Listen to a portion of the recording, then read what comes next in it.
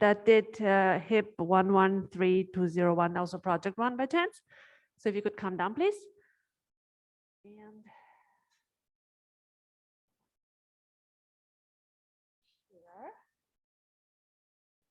let's show your presentation.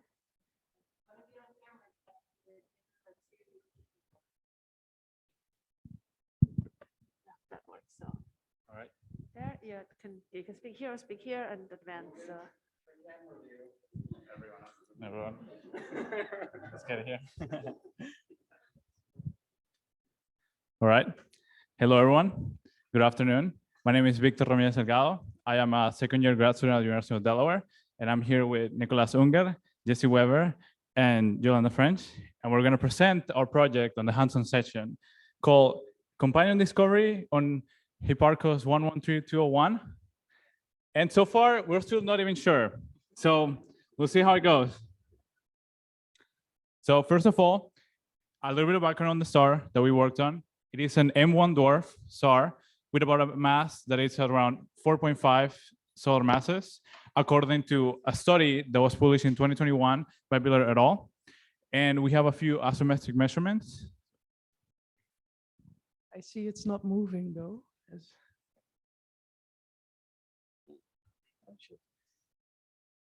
Oh, sorry. Doesn't matter. Yeah, so this is just from the Hipparcos JavaScript. I don't know if people know it. Oh, I'm outside of the video.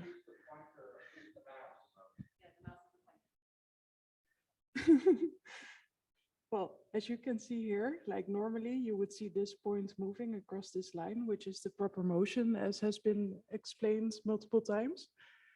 The loops are the parallax, so every loop indicates 1 year, and all the blue lines are the Hipparcos data. So there's like a script where you can access Hipparcos data and the individual data. That's what we wanted to show for this target. As well as like on top of having the relative astrometry measurements, we also have some rate velocity measurements. And I just want to point it out that it's the measurements on the bottom plot. And notice how much the rate of velocity, the amplitude, can go from around -100 to around 2,000 meters per second, showing that there seems to be a high evidence that there could be a companion with that amplitude. But one of the main issues that we see is that there's also a very huge gap in between those observations. So using Orbital, our thought process of how to analyze this star was to basically try a few different runs. The first run, we followed sort of like very similar to how it was on the example. We simply took the standard configuration file. We took 200 samples and then let it run with a minimum set of priors, simply by setting the priors on the initial mass. And as you can see, there's not a good result. We have a lot of noisy samples. The diagnostics show us that the parameters just jump in between each other. And as you can see also in the location that we were expecting of astrometry, we find that the companion will be at 2 different places, which is not what we want. We don't want a quantum particle for a planet. So then the next approach was maybe the issue that we're having is with the numbers of samples. And yeah, well, that's pretty simple. So we just increased the number of samples to 500,000. So that took quite some time, I think 4 hours. So we let that run. And so what we got is, I mean, it's still not good. One can. So you can, how do I get the cursor?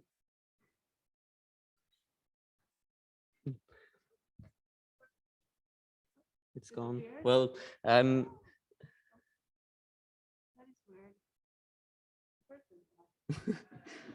okay, that's.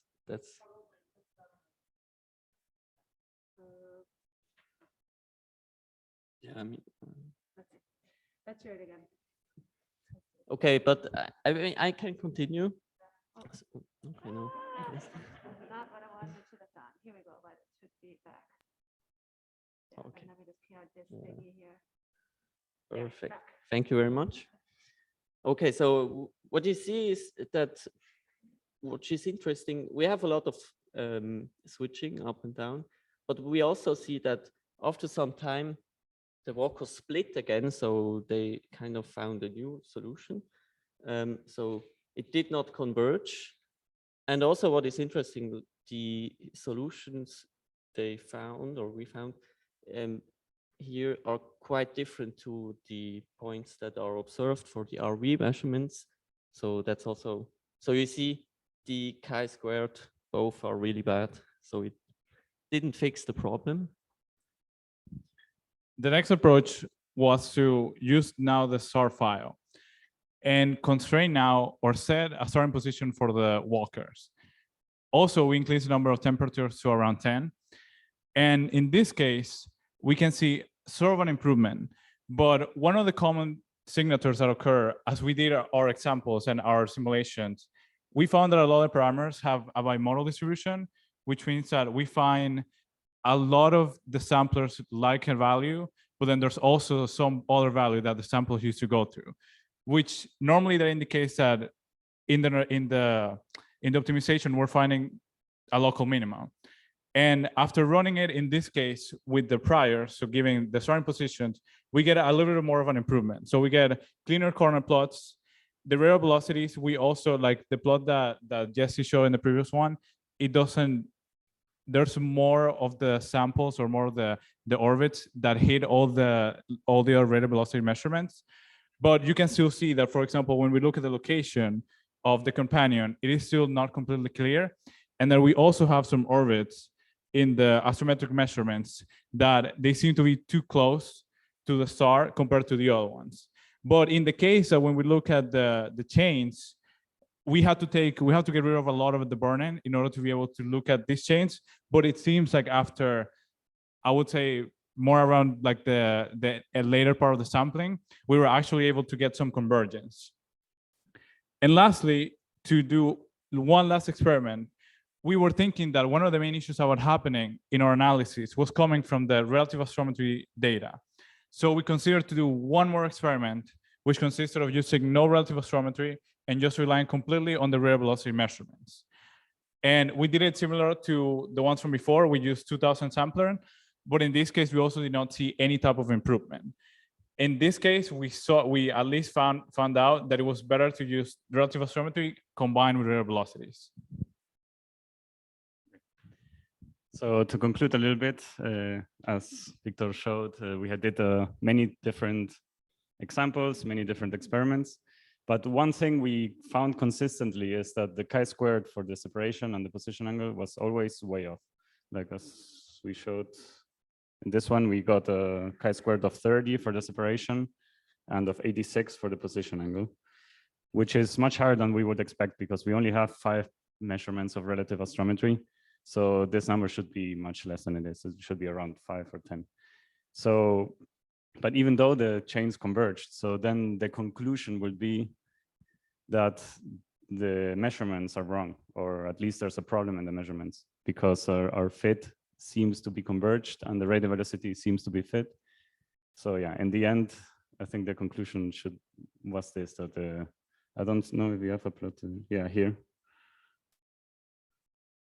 So here we see that even though the line in separation is quite straight, the points seem to have some curvature, and we don't know if the curvature is real or if there is a problem in the measurements. So that's our conclusion, that the companion is definitely there, but there still seems to be a problem with the relative astrometry.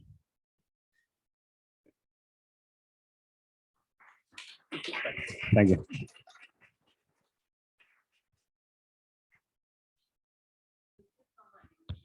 Yeah, if there's any questions, or Tim, if you're online, you can unmute yourself, and if you have any comments. Hello. I guess my only comment would be it's wonderful that indeed is those chi-squared values are much too high. And in Beth's talk yesterday, she mentioned for this one that the dynamical mass she got was also much too high. It was much higher than you would expect given the luminosity. So as if there was some extra mass hiding somewhere. So as an experiment, a thought experiment, think about if there were a companion. So if what you think is the single companion is actually a binary where most of the light comes from one, could that possibly explain it? And what more information would you need to be able to address that possibility? So I think it's a hint that maybe with more data, you could do something pretty cool. Yeah, it's true. We hadn't considered that. So you're suggesting that maybe we could fit 2 companions instead of 1, and maybe get a Yes. better fit that way. Yeah. Yes. Okay, that's a good idea. I don't know if you have enough data to do it because you only have a few astrometry points. But if you had another 5 points or something because you kept at this, then maybe, yeah. Yeah, that's true. That's true. Even though in the radial velocities, we didn't see evidence of anything else, but it No, might, yeah. For the radial velocities, though, that outer body, it's a tight binary. And so it would tug the inner star as if it were one system. You would only see evidence of a binary in its suspiciously high mass and in its not quite following the just a simple Keplerian orbit. Okay, yeah, that's good. That's a nice suggestion. Yeah, that would be something to experiment with. Thank you. Cool, well done.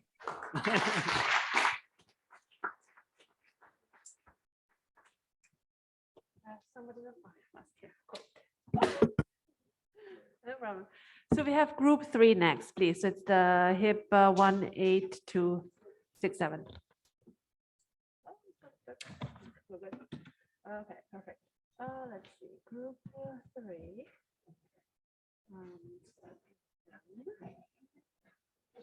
Share the screen. This is you guys. And okay, yeah, let me just do this. This is a PDF, right? Yeah, okay. New full screen and hide this thing. And you're good to go. And you have to see. Yes. Hello, everyone. Hi, I'm Dom. I'm entering my 3rd year at University of New Mexico, and we're going to be talking about HIP 18267. But yeah, other introductions.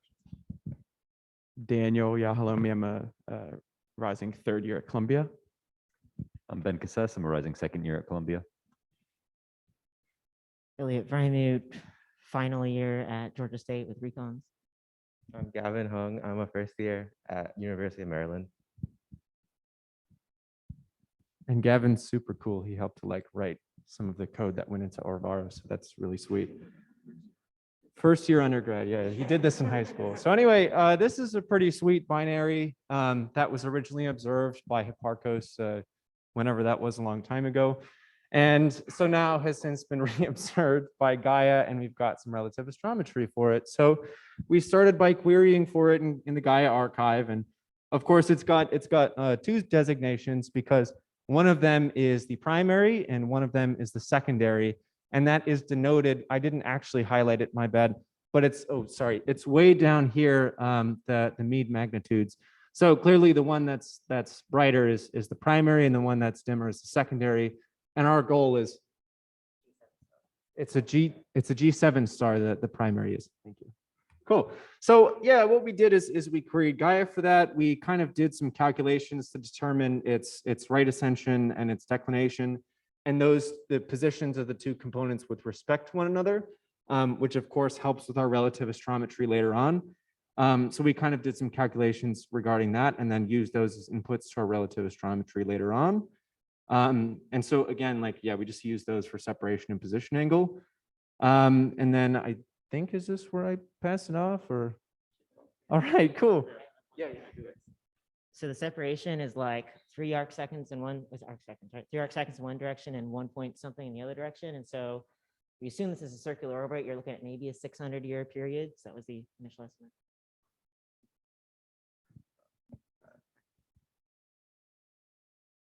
estimate. Yeah, so then the idea was we take this one relative astrometry observation from Gaia, as well as the Hipparchus absolute astrometry observations, the primary to constrain an initial orbit for the system. So I guess who thinks you can constrain a binary very well with one relative astrometric observation? Thumbs up, and who thinks you can't constrain it very well? Thumbs down. Yeah, so this was our initial orbit, and you can see there are a whole bunch of various orbits that could fit to this single data point, which is this blue observation here from 2016. So then what we decided to do is we could iterate, where essentially we took the best fit model, which is this black line, and we took a data point at from 2200 and assumed that we had an observation, a relative astrometry observation at that point with slightly larger error bars than the Gaia data. And then we reran our model. Who thinks our model gets better when we have a second fake data point? Thumbs up. Yeah. So this is explaining that again. And when we iterate, then you can see that our orbit gets a lot better. And so obviously this is still a limited amount of data, but I think what was nice for us to see is you start with a single data point. It's not a great orbit fit. If you hypothetically had another data point, the orbit fit gets better. Anything to add?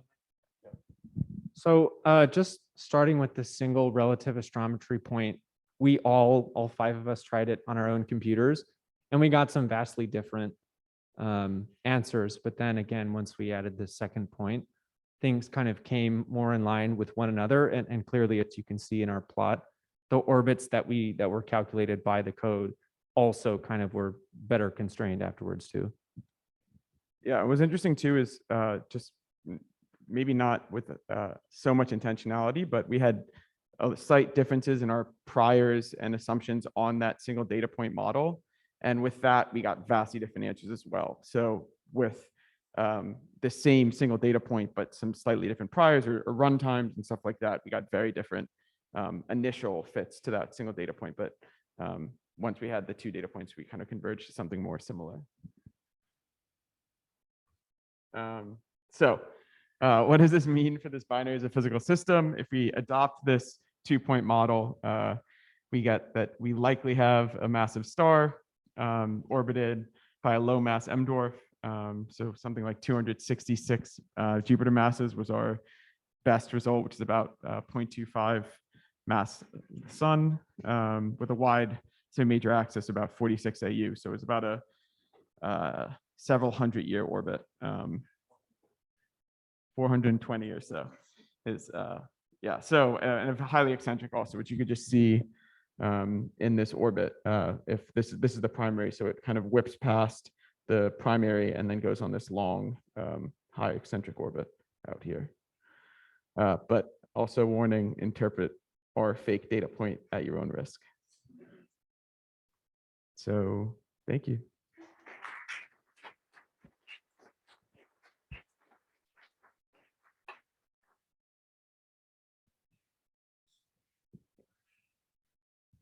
Are the gods gonna...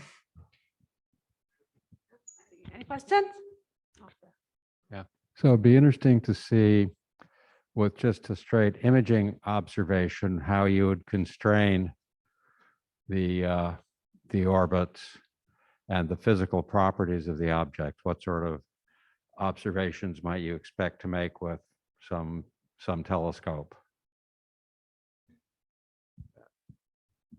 Well, one thing that we didn't have, which I thought was very important, was radial velocities. And I do think that some radial velocity information would be very important for determining the physical properties of this binary, this particular system. Hopefully that answers the question. I was also thinking that perhaps just, some imaging or spectral imaging with a few arc-second separation, you could get, put a slit down on the companion or a coronagraph or an IFU observation and just, get the character and spectrum of the companion, with like 4 magnitudes different, it shouldn't be too hard. And then you'd really be able to nail down things very quickly. Absolutely. Yeah, that's a great idea. Thank you. I guess I could also just show, we also kind of had some of this bimodality, maybe not as clearly bimodal, except one thing that we thought was interesting was in inclination space. So earlier we were talking about inclination and how 0 is a good astrometric orbit. So we know that 90, which would be like a face-on RV orbit, couldn't fit the data because we had this acceleration at a single point that was not in line with the primary. And so we needed to have some type of non-zero inclination. And so that's why you have this valley and inclination that's otherwise very poorly constrained. So we thought that was cool too. Question, Tim, did you use the relative proper motion from Gaia? Did you put that into the configuration file too? Yeah, yeah. So that was the data point from 2016. Right, and so you put that in as a proper motion of the companion also? Yes. Yes, okay, right. Yeah. Right. And so then if you think about an edge on orbit with I equals 90, right, then the only possibilities are that the companion is aimed from your perspective right at the star or right away from the star, right? Because that's the only way to Yeah. do it with an edge Yes, on orbit. so that's so- that's definitely true until we added that fake data point. So the Right. purpose of this exercise was just to see how the fits change as you Yeah, added yeah, more data. It wasn't necessarily to recover the actual physical Oh, yeah, system here. absolutely. So as soon as we added that second data point that was not perfectly in line, you knew that it wasn't going straight in and out of the plane. Yeah. And so then that kills the I equals 90 possibility. Cool.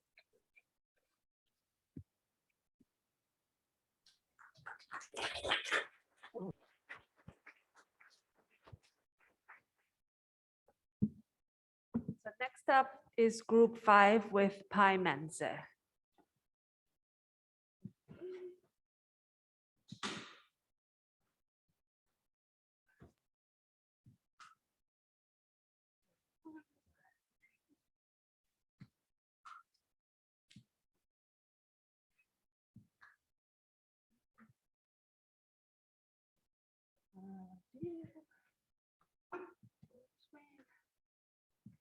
Yeah, let's see. It's oh yeah, show me the panel. There we go.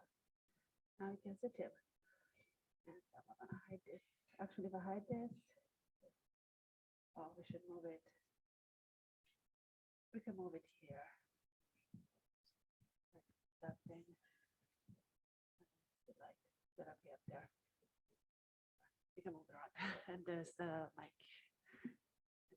And the mic here. Or you can use this one, whatever you like. Hi, everyone. I'm Li Zhou. I'm a graduate student at the University of Wisconsin-Madison. And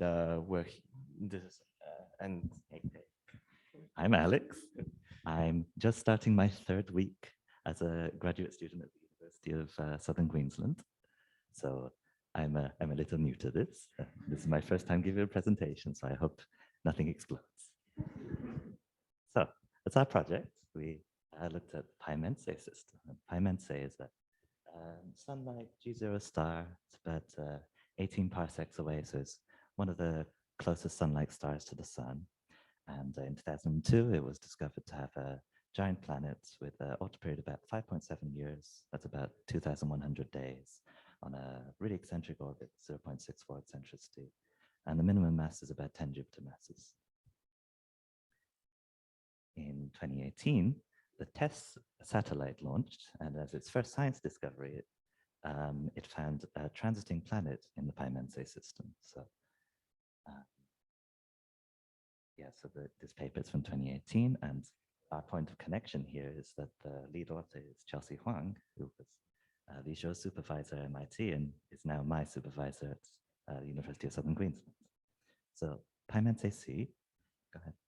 Has an orbit period of 6.3 days, and it's a super Earth with a mass of about 4.5 Earth masses and a radius of about 2.3 Earth radii. So it's just at the top edge of the radius valley, which we've heard so much about this week.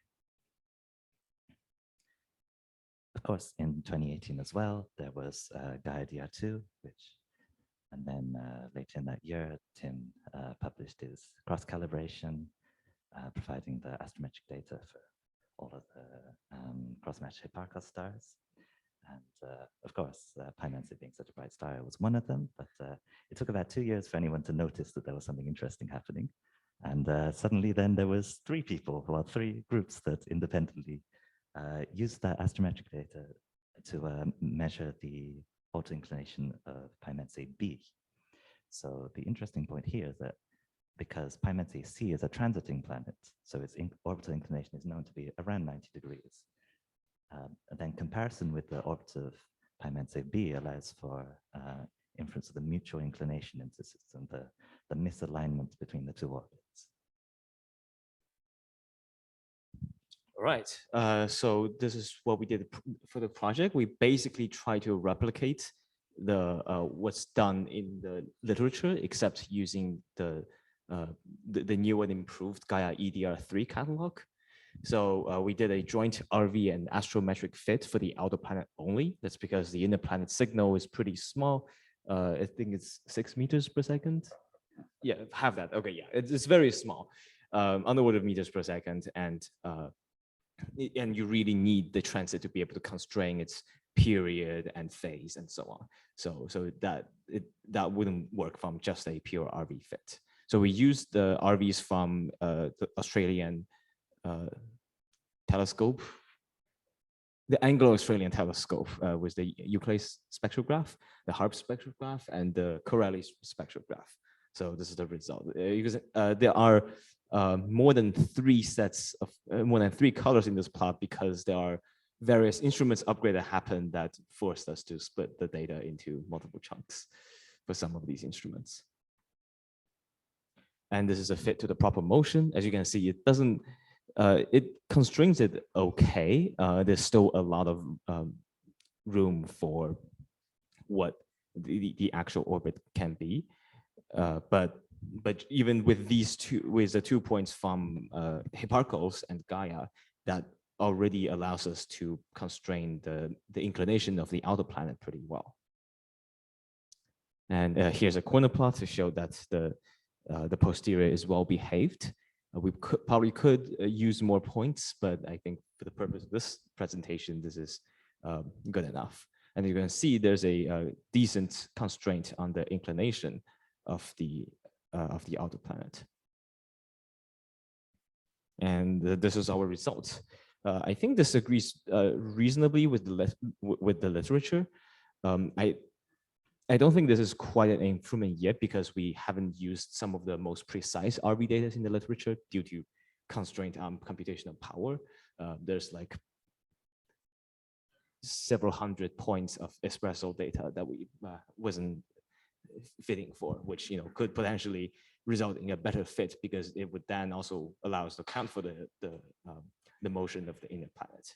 But yeah, I mean, this is a decent constraint, and now we actually have a estimate of the true mass instead of the minimum mass of the outer planet, and it's about 12 joule masses.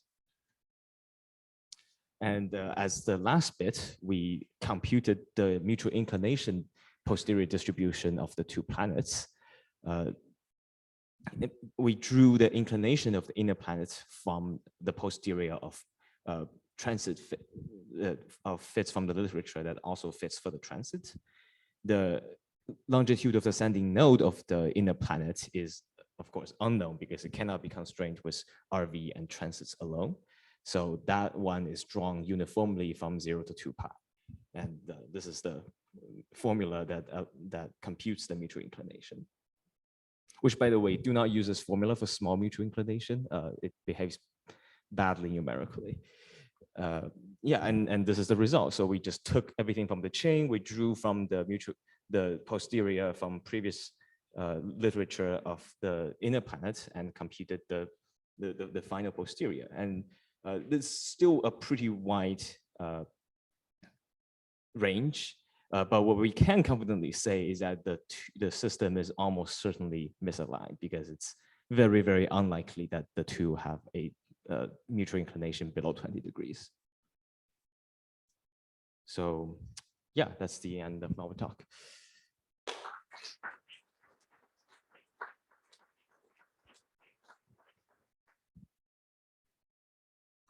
Have any questions? Maybe Tim has anything? Oh, just Comments? great work. That's really cool. And especially since the period isn't that long, I'm really looking forward to understanding what the intermediate astrometric data can tell us. So that'll be exciting once we have DR4.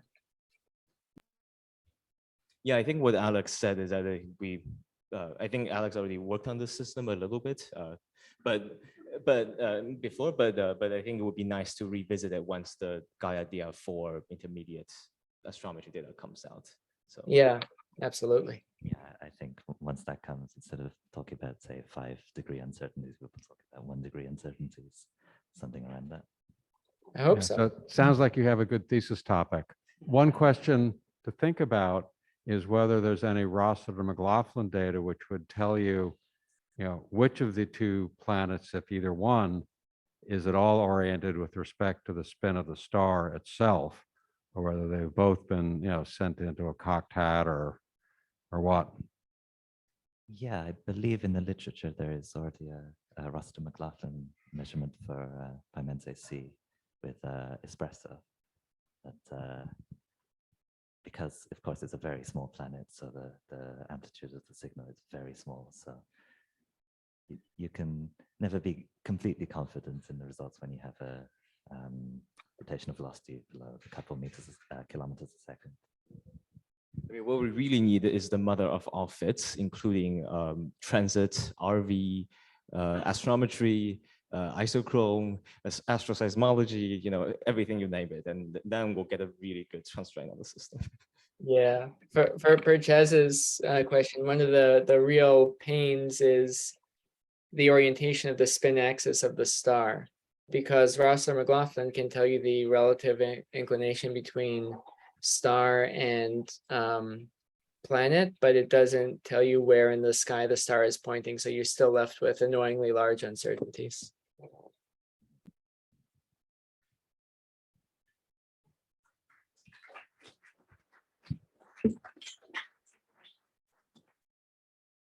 So next one we have group 8 with Gliese 86.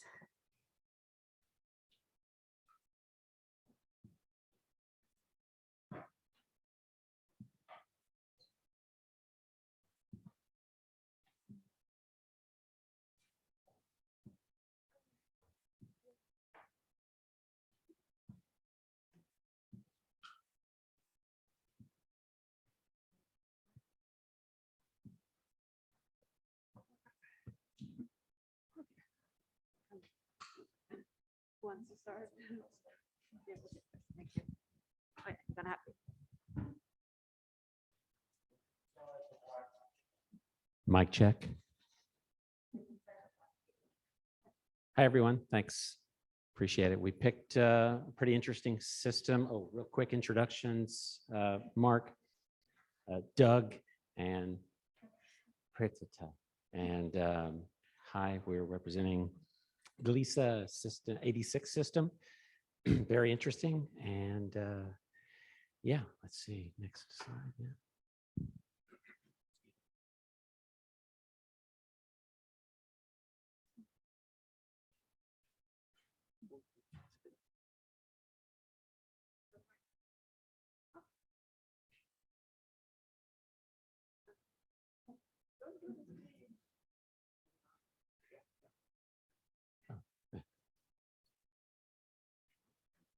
Awesome.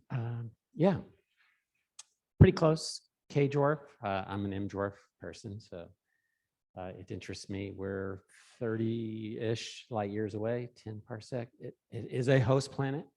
It has a binary companion that is quite a distance away, but anyway, it's also one of only 19 such systems that we've discovered so far, which was part of the reason I think we picked it. The white dwarf that's orbiting is in a 100-year orbit. So we don't have a bunch of data on that, but enough. And let's see, a GL86AB, warm Jupiter, and it's pretty fast. So it's obviously close in. I'm going to pass on the mic. Here we go. So in the system, we have a white dwarf and a planet, and we want to explore the system using Orbital. So two of the terms or equations that you have seen throughout this workshop is first the acceleration of the primary star with respect to the secondary companion, and the formula is right there. So the acceleration of the white dwarf that we found, an approximation, is quite comparable to that of the planet, which makes the system both interesting and complicated. The second thing is that we looked at the Rouvet number, and for the primary star, the Rouvet number is fine, 1.667, and anything above 1.4, as we remember, kind of points towards the existence of a companion. But the Rouvet for the white dwarf that we have, we found it to be 4.4, which is quite a high number, and we are putting it as an open question. If somebody knows why that is or why we might be getting that, please do comment on that. So with a small note on the system, let's look at the problems that we have. So first of all, we are using a new software. It has been 24 hours. So of course, that's practice makes perfect. We need to work on that. Then second, it has two components, a white dwarf and a planet, which makes the system complicated. There is also short coverage, nearly 20% for the white dwarf, which makes it harder to converge the chains that we have. And the publication that actually makes note of the system has a very high number of steps in their MCMC chains. And that is an endeavor that, well, you could see with our colleagues that they had to run it for 4 hours to get their chains to converge. So throughout this presentation, we will be looking at creative ways that we all came up with and different number of experiments that we came up with so that we could actually not go through 2 million steps just to get the chains to converge. So looking at the MCMC initializations and other things, first let's look at the data that we have. So we have absolute astrometry, relative astrometry, and radial velocities. Since this is a short presentation, I will not go much into the details of the tables we have and hand it over to Mark, who will explain the MCMC fittings that we got. Thanks so much. Yeah, let me see if I can go through this quickly. I know we're short on time, but the MCMC, basically, there's some of the numbers we use, 50K steps, 100 walkers, bump the temperatures up from 5 to 10 to try and explore a little more parameter space. We got some, we did inflate the absolute astrometry errors that was pointed out in the paper from the literature that we were assigned for this problem. And this is due to the Gaia uncertainties for some of the absolute errors that are underestimated. So we wanted to account for that. And things end up working out quite nice in the end. So we can move on to the next. We'll just get right to the. So here's the convergence chains for our global fit, where we did a 2 companion fit for the planet and the white dwarf. We can see that at large, the chains have converged after 50,000 steps. You do notice up there, though, if you kind of can see or squint, the primary mass, as just for instance, is not fully converged. You see it kind of still dipping down. But that's well described by the chi-scores that we get. They are consistent with the literature, but they're a little bit higher than we expect. And this is just because we probably haven't run it long enough to actually converge. This is the global fits, the corner plot, and the astrometric forecast. At large, things agree with the table up there, which are the parameters that were published. This is a well-described, a well-known orbit. And our things largely agree. Our posteriors are largely consistent with the literature. But then we wanted to explore a couple of things. Of course, so I should have explained, that was the white dwarf one. And now this is the planet, because we have 2 companions here. So this is now the planet. The posteriors do agree, even though you look at, you're probably your first look is at the cloud of possible orbits for that planet. But that's only because we weren't able to constrain the longitude of the ascending node. So in fact, things are actually very well constrained. As you can see by the posteriors, which very small, but they do agree with the published values. And now we wanted to try a couple of things. What happens if we turn off the RVs, the astrometry? So I'll go through this very quickly. This is without the relative astrometry. So we kept all the 74 radial velocities that were published for this, but we ditched the relative astrometry measurements. And it's hard to see, but what the biggest thing to take away here is the primary mass stays pretty good. Everything else stays pretty good. The posteriors on the secondary mass become a little bit wider, but the accuracy is still mostly there. So not a huge loss by ditching those few measurements. Now we try the same thing, but with the relative astrometry, no radial velocities. Again, you might sort of think that the orbit forecaster looks pretty good, and it does. But what really happens here is the secondary companion's mass. It's about 50% wrong in accuracy, and the precision is way off. So we have a very wide Gaussian. Not a terrible fit overall, but the radial velocities really do a number to constrain the mass. So now we did know either one. You can see the forecast orbit, everything gets a little shaken up. The errors on a lot of these are way worse than they were prior. And I won't go into any more detail because we should hurry.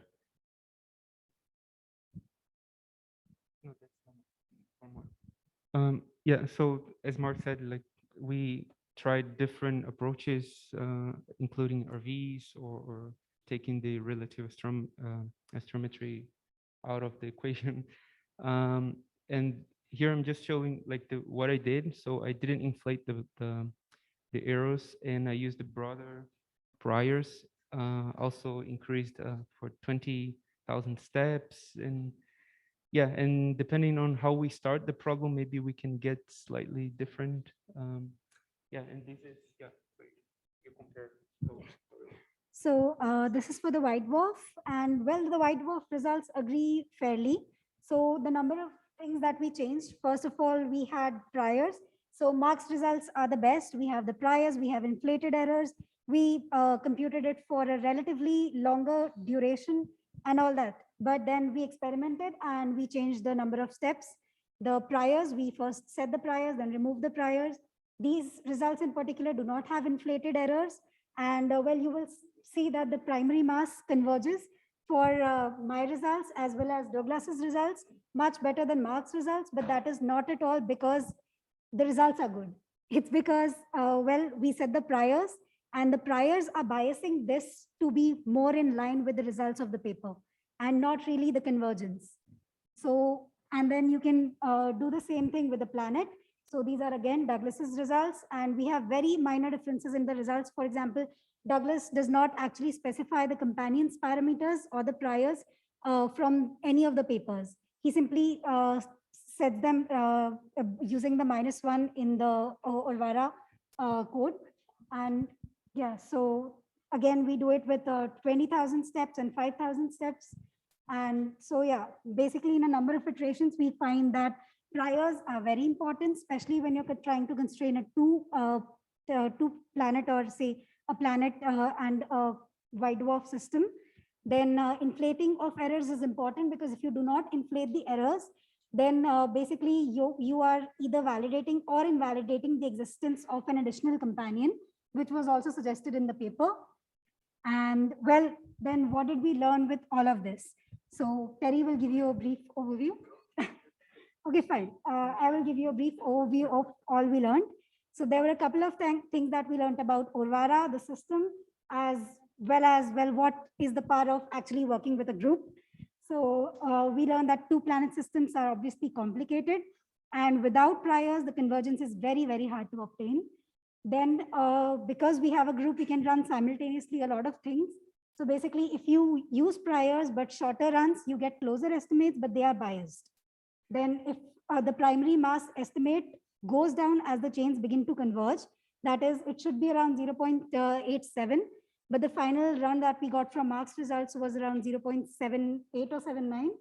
And so that is a lower estimate than we expected, but then it is a much better fit in terms of everything else.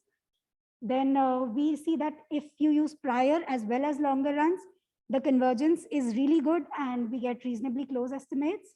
We find that if we do not assume, if we tell Orvara that there is only one planet, and we do not tell it about the presence of a white dwarf at all, the code still works and the convergence is still obtained, but then the masses that we obtained for the one planet that we tell Orvara is there is pretty bad. Then again, removing RV estimates deviate a lot, so RV observations are important. Removing astrometry, we can still get relative astrometry, we can still get decent estimates. And we kind of wanted to see what would happen if we remove both of them and used only absolute astrometry, so that we could, impact and show the power of Gaia. But then unfortunately, RVs were very important in this case. So maybe some other study can work on that. And lastly, Orvara can be very powerful. Now, everything that we did was in the direction of answering some of the questions that we got with this project. So first of all, the posterior and the inclination of the inner planet, it is said to look a lot like sine I. And that is because, well, Gaia and Hipparcos, the baselines are not nearly long enough to help us constrain the mass of the planet with the inclination together. So what we get is actually m sine I. And every of the graph that you saw, it was not actually I, it was sine I, which is why the posterior also looks like sine I. Then we find a strong covariance between the mass and the semi-major axis for the inner planet. Now, this is in particular very interesting because having a binary system with a planet that is formed, like the planet did not destruct itself. We still have a planet there. It is very interesting for planet formation and evolution theories. And the strong covariance between the mass and semi-major axis, we all speculate it is because of M total in the system into the semi-major axis being constant.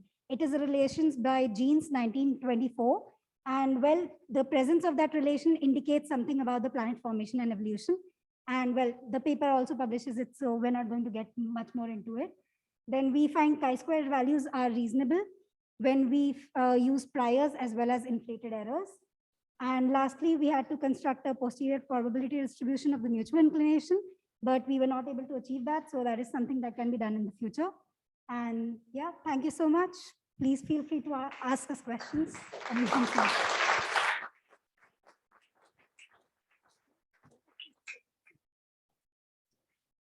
Any questions for all those fits? Okay, here we go.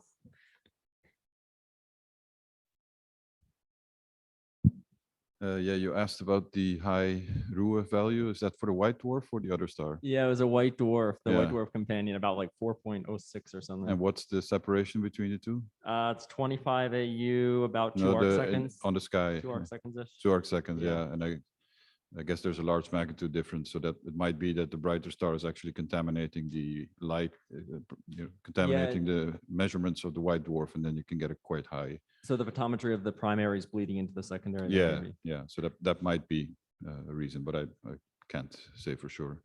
The other thing I wanted to comment is that you used an inflation factor for the errors. That's fine. I mean, we know that our errors are underestimated, but that's often a function of magnitude and color. So the other thing you could consider is to introduce an inflation factor as an additional parameter in your modeling and just sample over that as well, and then see what you get.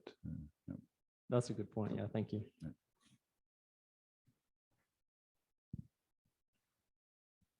If any other questions, comments, maybe Tim has anything?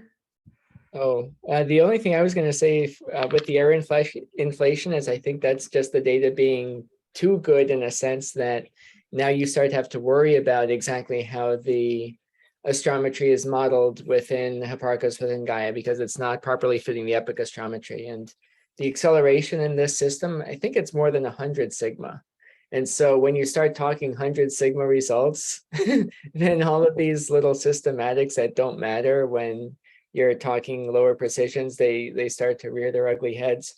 So that happens too if you have a relative astrometry and you use Gaia's error bar. It's so good that it pins your results so well, your chains don't converge as you would like them to. So I think some of that's a function of the data being too good.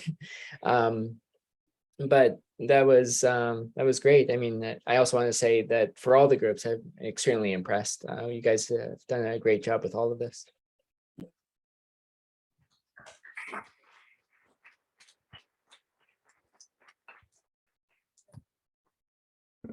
And last but not least, we have group 10 for that the challenge of orbital fits using Gaia-like data.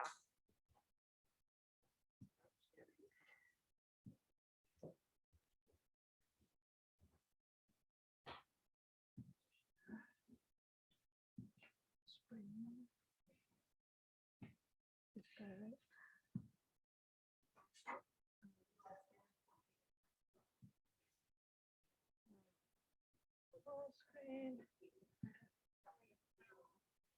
Yes. Corner. Here it was. Yes. Here it was. Should work.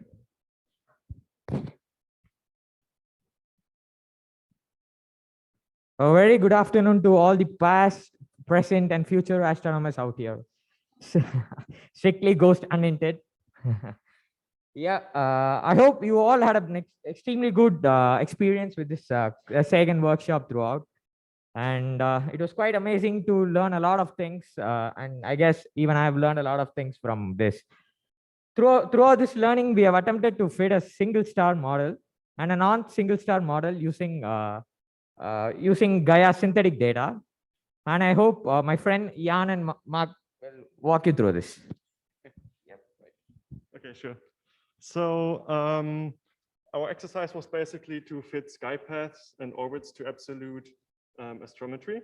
And what you can see on these slides here is basically the data that we had. So we were given synthetic data, which is time, sky position, and error.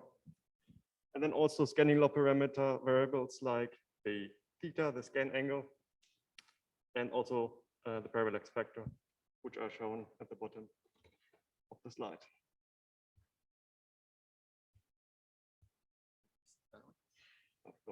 Okay. So the first sub-exercise was a fitting of a single star model to our data with these five free parameters. Yeah. Well, yeah, our project was quite a lot different. So we put a bit of code in there. I feel like it was quite instructive to actually work on this and to get like a much lower level understanding of what goes on behind the scenes of Ovara, and also the data that is provided by Gaia currently. So so this was put together quickly because it took a while to write the code. But yeah, first we just took a single star model or fitted it to the 48 data points. So we have the right ascension, declination, and the proper motions, and the parallax. And then we just calculate the chi-squared and minimize it. And for this model, we get a reduced chi-square of about 7. So it seems like maybe there's more to this data than just a single star model. So yeah, the next, we added an orbital model to our single star model. And we get like a lot more free parameters. So 7 additional free parameters. And yeah, basically write the code a bit and do it again. Yeah, exactly. So there's also a bit of code here. So maybe for someone who wants to work with it, they can, if it comes online, they can replicate it. But basically, yeah, we just added the two models together and did the chi-squared again. And now the reduced chi-square in this case was 1.2, which of course is a lot better. Yeah, and this was just, well, we figured out that using different starting guesses gave quite a different, could result in different fits that had very similar chi-squared. And this was one case where we had a starting guess of 4 years, and then the best fit was at 4.1 years. And so it seemed like the minimization that we did, just a simple one from NumPy or SciPy, was finding some local minima. And on the left here, we figured out it was pretty difficult to actually plot the data points because we had to have the fit first. So on the left here are the error bars, but then on the right here we plotted it more like Merrick did, where so these lines are actually perpendicular to the error bars here because it's 1D measurements. So all the measurements, or the point here can lie along any point along this line, and it actually continues quite far out to each side. And that's also why we can get, I guess, why the results we get are so different, or why we can get different fits that are pretty good, even though the results are like, for example, here we get, if you had a starting guess of 10 years, then the best fit is 10.11 years, and the orbit that we get is quite a lot different. Oh yes, and then there was another task that we had to fix one parameter. So in this case, we fixed the period, and then we searched the chi-squared for different eccentricities, and it looks like this. So this was also a little interesting that we get so many values for the eccentricity that are quite low, and I'm not really sure why that is. Again, it could be that, well, even though we have 48 data points, you can see that they're kind of clumped together. So effectively, we don't have that much data to constrain our orbit here. So we just plotted a few of these different eccentricities. So you can see that this is an eccentricity of 0, and then the eccentricity goes up. So this, then this also fits very well, and this one too. Yeah. And yeah, you want to say something about the last part here? Yeah. So the last exercise or sub-exercise, whatever, was about estimating the companion mass, which we didn't have time for. unfortunately, but this is basically how we do it if we had more time. And yeah, I guess it was it. Yeah, I guess so. Yeah.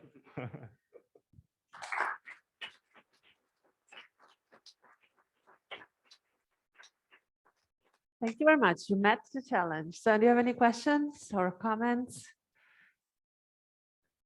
Yeah, if Alessandro has anything to say or yeah, question, go ahead. All right. Can you remind me, was parallax and proper motion part of the model in fitting in the beginning? Or is it just the orbit? Did the model involve the parallax and proper motion, or was it just the orbit? Yes. Yeah. Both? Okay, so was there, when you, how am I gonna phrase this? So you showed eccentricity versus chi-square when you had fixed the orbital period, right? Yes. Did you do that also with the parallax? Because I'm kind of curious if Yeah, that the would dips actually be match. interesting. Like if we had more time, I would also try it, maybe Yeah. all the other parameters and see what they were like. So we didn't try it, but maybe tonight I'll do it. But well, you can copy the code and then try it yourself if you want it. But no, we didn't do it. You might find a similar pattern with parallax as eccentricity, is my guess, but it'd be really cool to see. So yeah, cool.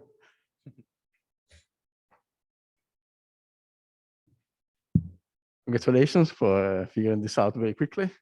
This is not an easy task. So you should definitely be proud of yourselves. I have a comment on the difficulty of getting the right period.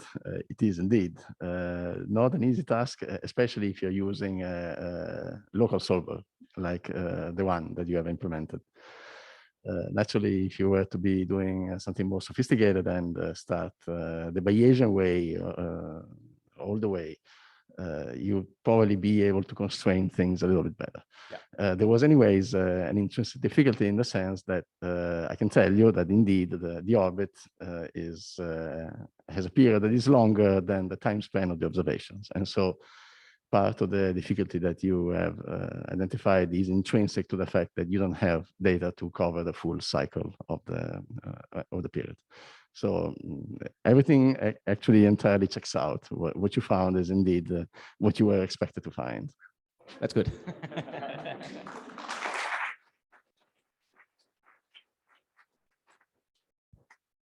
Cool. Do you have any final words from Tim or? Great job. And I'll just say that I did go through this exercise for my own edification, and I found it really cool and interesting. If you would like my take on it, then I'd be happy to share my take on this exercise, and that goes for anybody in the workshop who's interested. But again, well done. And I want to say to all of the groups, I'm really impressed. This is in what, a day and a half of work or something. Really, really well done. And I'm excited to see what you all do in your careers. Thank you so much, Tim. And thanks to everyone for participating.